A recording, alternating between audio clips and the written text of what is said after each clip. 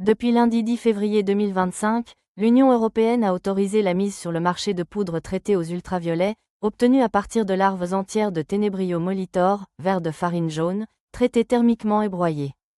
Cette poudre de verre pourra entrer dans la composition de certains produits et donc être mélangée à de la nourriture. Elle pourra atteindre jusqu'à 4% de la composition des pains et des gâteaux, 3,5% des produits à base de pâtes et des compotes, et 1% des fromages. Cela veut dire qu'on va retrouver cette poudre bientôt dans nos boulangeries et nos supermarchés? Pas tout de suite, d'autant plus que la société qui a obtenu l'autorisation commercialise des aliments pour animaux et des compléments alimentaires à destination humaine pour les professionnels de la santé.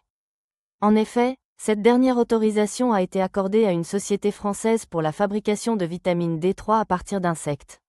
Cette entreprise propose non seulement des solutions pour la nutrition animale, mais également depuis 2019, des compléments alimentaires à base d'insectes pour les seniors aux EHPAD et centres hospitaliers.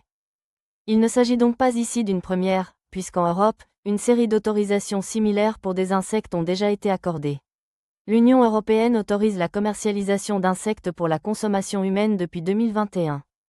Le scarabée Tenebrio molitor, connu aussi sous le nom de Ténébrion meunier, en larves entières, a été le premier autorisé le 13 janvier 2021. Le criquet migrateur ou Locusta migratoria a été autorisé le 12 novembre 2021. Le grillon domestique ou Acheta domesticus, le 10 février 2022.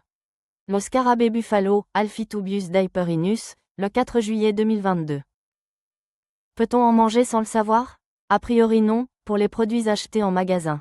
La présence de cette poudre d'insectes doit être clairement mentionnée dans la liste des ingrédients et des allergènes, car elle peut déclencher des réactions allergiques. Il sera donc possible de refuser d'acheter ces produits.